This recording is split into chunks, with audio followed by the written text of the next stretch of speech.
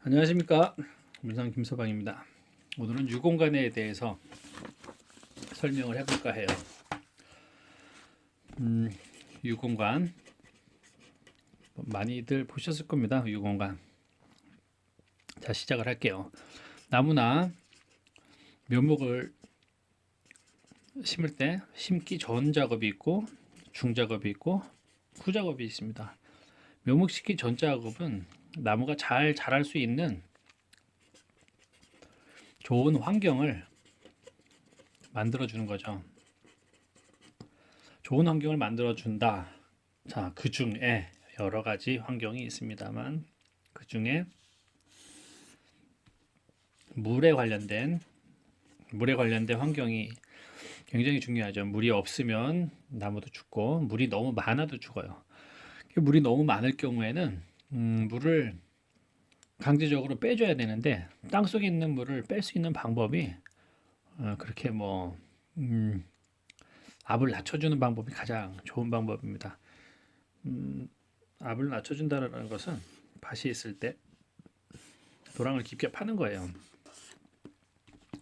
물 입자들이 여기서 받는 토압보다 여기는 아무것도 없어요. 뻥 뚫려 있으니까 여기에 받는 압이 여기가 훨씬 더 압이 작습니다. 여기는 압이 높고요.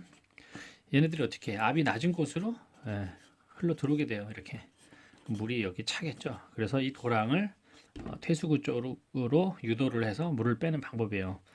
여기 있는 쪽은 일로 오느니 여기가 더 가는 저항이라든가 압이 더 세니까 반을 나눴을 때 얘네가 이쪽으로 뭐 그렇게 뭐 토질에 따라서 뭐 또 이렇게 돼서 갈 수도 있고 어찌 됐든 간에 압이 작은 쪽으로 물은 흘러가게 되어 있어요. 그런데 이제 이렇게 오픈으로 압을 낮춰줘서 물을 유도시키는 방법을 쓰게 되면 나중에는 점점 이렇게 메어지게 되죠. 또 파고 하고 싶어도 이제 나무가 커서 장비가 들어오지가 못해요. 이렇게 메워지면 이거 이하의 물들은 일로 갈 수가 없어요. 그렇기 때문에 나무 뿌리가 점점 흑입자 타고 삼탑으로 올라가서 나무를 점점 죽이게 되죠. 우리가 스패를 받으면 밑에부터 나무가 죽어가고요. 물이 없으면 이 나무 끝에부터 나무가 결국엔 죽어갑니다. 그러면 물속에 있는 이런 오픈된 방법을 도랑을 파는 방법을 쓰지 않고 다른 방법을 쓸 때 어떤 방법을 쓰냐? 이 유공관이라는 방법을 써요. 이 유공관 건자재에 가면 이렇게 관이 있는데 여기 막 이렇게 구멍이 나 있는 관이 있어요. 이슬류 구멍 공짜, 그러니까 빈공 그런 공짜를 씁니다. 그런 관이다. 구멍이 있는 관이죠. 유공관. 이런 관을 땅속에 묻음으로 인해서 위에 있는 물이 흘러내려오며 압이 낮은 곳으로 모여들게 되어 있으므로 여기에 물이 차고 이 물은 유공관이 연결되어 있는 퇴수로 결국엔 이제 빠져가게 되어 있죠. 이렇게 유공관만 묻으면 이 안에 이 슬러지 같은 것들이 흑입자, 흑가루 뭐 여러 가지가 금방 껴서 이게 금방 막히게 돼요. 그래서 어떤 방법을 쓰냐면 여기 이제 부직포를 이렇게 감쌉니다. 부직포를 감싸면 부직포가 그런 날갱이들을 다 막아주기 때문에 어느 정도는 버텨요. 그러나 이게 한계점에 다다릅니다. 1, 2년 사이에 옵니다. 이게 한계점이.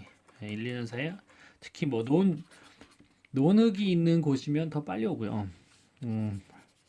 밭흙이 있는 곳은 그나마 조금 늦게 오는데 결국에는 똑같이 막혀요. 이렇게. 그러면 이제 이거 뭐 무용지물이죠.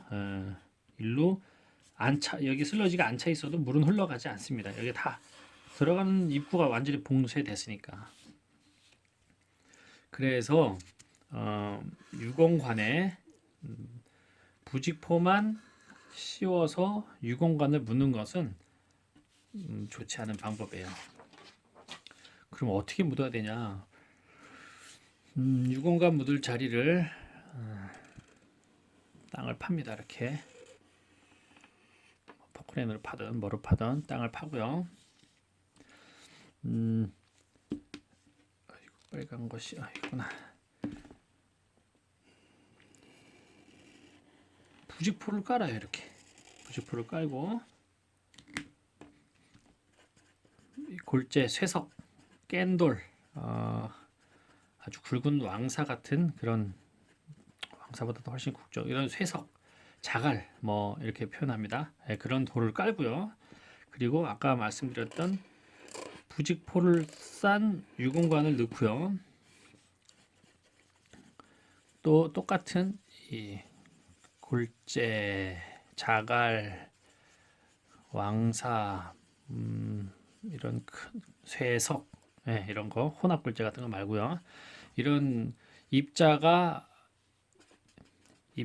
고르며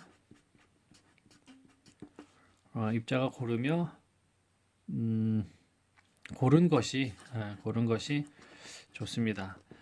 입자가 크고 작고 하면은 이런 어떤 궁극에 이런 작은 것들이 입자가 가로막아서 물이 침투하는데 굉장히 방해가 돼요.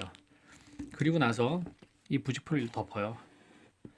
이걸 이렇게 덮고 이걸 이렇게 덮죠. 부직포 이렇게 덮어지죠. 그리고 나서 다시 여기 똑같은 기본 흙이 이제 이렇게 들어가게 되는 거죠.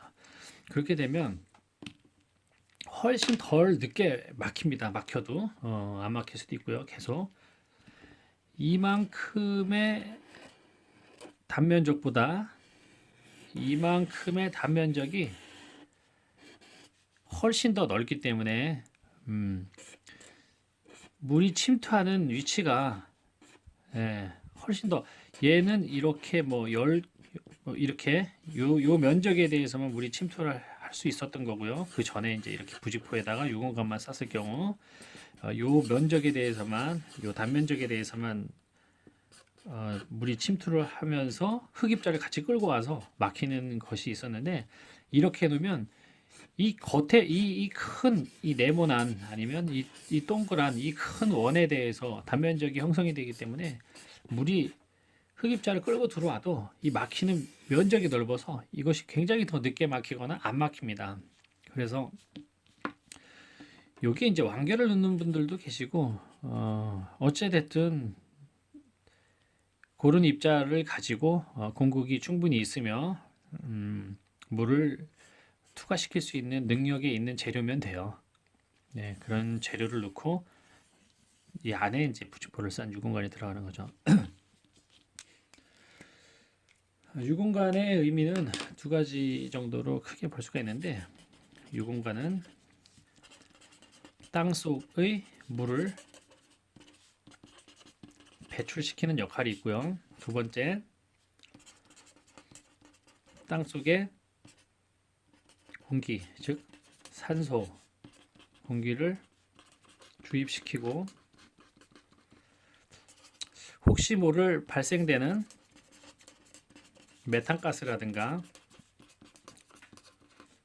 그런 다른 가스나 좋지 않은 그런 공기들을 빼주는 역할을,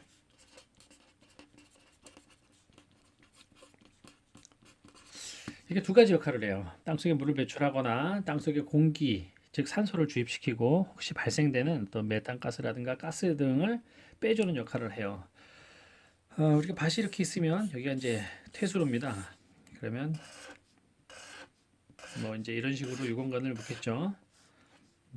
그러면 단면적을 보면 밭이고요. 퇴수로가 이렇게 있죠.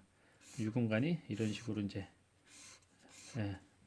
나오게 되고, 아니면 이런 식으로 해서 도랑으로 와서 도랑이 결국 이제 일로 나가게 되죠.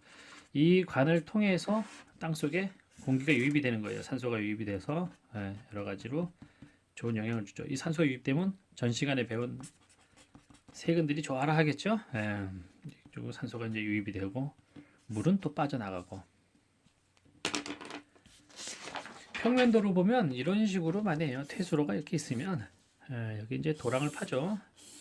그리고 이 도랑으로 이렇게 유공관들이 이제 꽂히게 되는 거죠. 단면적으로 보면 이렇게 퇴수로가 있고요.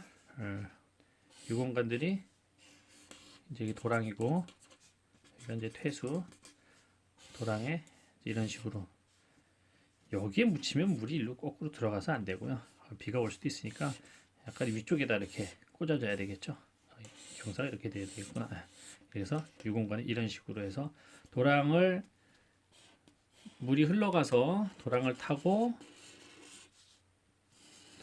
어느 순간에 이 퇴수로 나가게 되겠죠.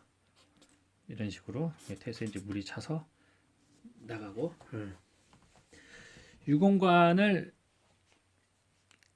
묻는 의미는 그렇게 두 가지가 있습니다. 유공관 설치도 중요하고요. 의미도 되게 중요하고요. 그 중에 설치는 더 중요합니다. 우리 유공관을 설치했다라고 하지만 잘못 설치해서 금방 막히는 경우가 다반수니까요. 유공관도 제가 말씀드린 대로 그런 식으로 설치를 하셔서 오랫동안 사용을 하시고 그리고 나무도 보호를 하셔야 될 것 같습니다. 유공관에 대한 설명이었고요. 다음엔 또 다른 내용으로 한번 또 제가 이야기를 한번 해보겠습니다. 문상 김서방이었습니다.